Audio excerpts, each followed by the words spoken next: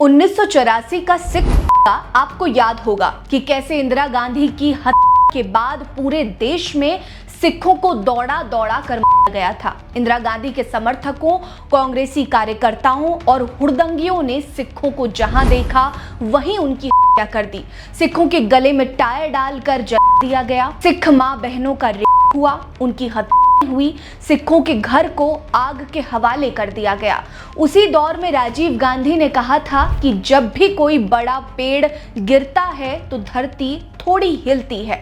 सरकारी आंकड़े बताते हैं कि इस दंगे में पूरे देश में 3500 के करीब सिखों की हत्या हुई थी। लेकिन तमाम रिपोर्ट्स ये भी दावा करती हैं कि तकरीबन 10,000 सिख इस काम के शिकार हुए थे।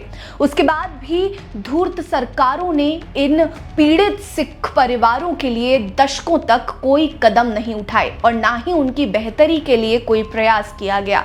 अब दिल्ली की भाजपा सरकार ने 40 साल के लंबे इंतजार के बाद सिख पीड़ितों के दुख को बांटने का प्रयास किया है। नमस्कार, मेरा नाम है रीटा।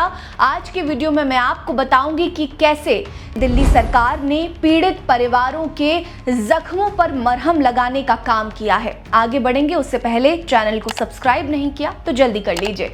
वीडियो पसंद आएगी तो लाइक कर लीजिएगा। कमेंट सेक्शन पे आप इस पर क्या सोचते हैं हमें जरूर बताइएगा। दरअसल 27 मई 2025 का दिन सिख विरोधी दंगों के 19 पीड़ित परिवारों के लिए 40 साल बाद राहत और सम्मान भरा दिन रहा।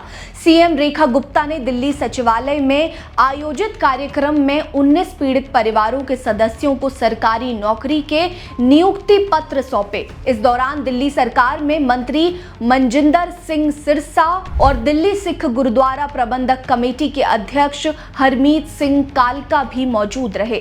कार्यक्रम के दौरान सीएम रेखा गुप्ता ने कहा कि 1984 के दंगे भारत के इतिहास का एक दुखद अध्याय है। इनमें अपनों को खोने वालों के दर्द की भरपाई नहीं हो सकती।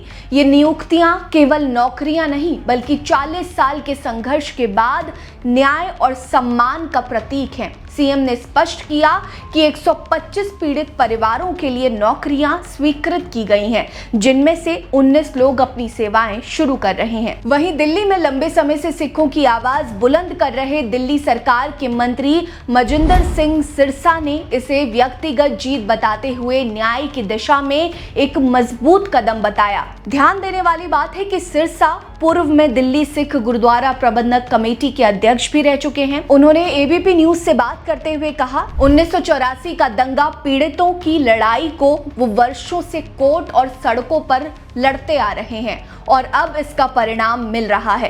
साथ ही उन्होंने दावा किया कि ये सब आम आदमी पार्टी की 10 सालों की सरकार में भी हो सकता था, जो उनकी सरकार ने मात्र 100 दिनों में कर दिखाया। दिल्ली सरकार ने मंगलवार को जानकारी देते हुए कहा कि 1984 के दंगे पीड़ित कुल 125 परिवारों को चिन्हित किया गया है, जिनमें से 19 नौकरी के लिए नियुक्ति पत्र दिए गए हैं। इससे पहले नवंबर 2024 में दंगा पीड़ित 47 परिवारों के सदस्यों को उपराज्यपाल वीके सक्सेना ने नौकरी का ऑफर लेटर दिया था। साथ ही 57 पीड़ित सिख परिवार जो उम्र और शिक्षा जैसी शर्तों के कारण नौकरी पाने से वंचित रह गए थे, उन्हें सुविधा पहुंचाने के लिए जनवरी 2025 में उपराज्यपाल वीके सक्सेना ने उम्र और शिक्षा की इन शर्तों को हटाने का फैसला किया, जिसके बाद नौकरी पाने वाले परिवारों की संख्या में 125 और सदस्यों का इजाफा हुआ है। ध्यान देने वाली बात है कि दिल्ली सरकार द्वारा 1984 सिख विरोधी दंगे के